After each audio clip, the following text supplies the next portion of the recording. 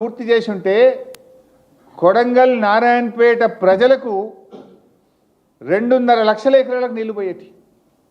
అసలు బీఆర్ఎస్ వచ్చుంటే ఈ పాడికి కొడంగల్ నారాయణపేట రైతుల కాళ్ళు కృష్ణమ్మ నీళ్లతో కడిగే వాళ్ళం మేము. రేవంత్ రెడ్డి కమిషన్ల కోసం దీన్ని పక్కన పెట్టి నారాయణపేట కొడంగల్ లిఫ్ట్ పెట్టి ఇలా కమిషన్ల కోసం కక్కుర్తి పడతా ఉన్నాడు. నారాయణపేట కొడంగల్ లిఫ్ట్లో బారిన దానికంటే డబుల్ గ్రావిటీ ద్వారా పాలమూరు రంగారెడ్డి ద్వారా వారుతుంది. దాంట్లో 5 లిఫ్ట్లు. దీంట్లో ఉత్తదే కాలువ తవ్వితే కాలడ్డం పెడితే నారాయణపేట కొడంగల్లో 2.5 లక్షల ఎకరాలకు నీళ్లు పారుతాయి. అంటే నీ స్వార్థం కోసం నీ కమిషన్ల కోసం ఇవాళ ఈ కాలువలు తవ్వకుండా పాలమూరు జిల్లాకు నువ్వు అన్యాయం చేస్తున్నావు.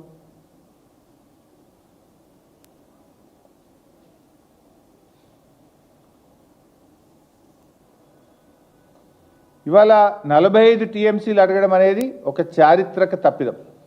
ఈ ప్రభుత్వం ఒక చారిత్రక తప్పిదానికి పాల్పడ్డది. దివాలా కోరు కాంగ్రెస్ ప్రభుత్వం అని చెప్పొచ్చు. ఎందుకు చంద్రబాబును చూసి భయపడుతున్నారా? ఢిల్లీలో కేంద్ర ప్రభుత్వాన్ని చూసి రేవంత్ రెడ్డి భయపడుతున్నాడా? దేనికోసం తగ్గించుకుంటున్నారు? అనుమతుల కోసం పోరాడాల్సిన మీరు అనుమతులు వదిలిపెట్టినరు, డిపిఆర్ వాపసు తెచ్చిండ్రు, నీటి కేటాయింపులను సగానికి సగం తగ్గించుకున్నారు.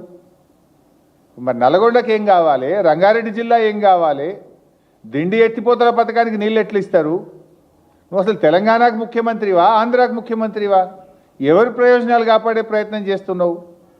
పాలమూరు బిడ్డ అని చెప్పుకుంటూ పాలమూరు గొంతుకు వస్తున్నావు కదా నువ్వు. మళ్ళీ గదే ఏదో అంటారు చూడు, పాడిందే పాట పాసువన్ల దాసరా ఏదో అంటారు, గాడిద పాటనో ఏదో అట్లున్నది రేవంత్ రెడ్డి పాట. గదే మళ్ళీ 299 512 దాన్ని అసెంబ్లీలోనే మూతోడు జవాబు దియామై మూతి వలగొట్టేట ఆన్సర్ చెప్పిన అసెంబ్లీలో ఆధారాలతో సహా చెప్పిన. మళ్ళా గదే చిల్లర పాట పాడతాడు. ఆయన దగ్గర ఆన్సర్ లేదు.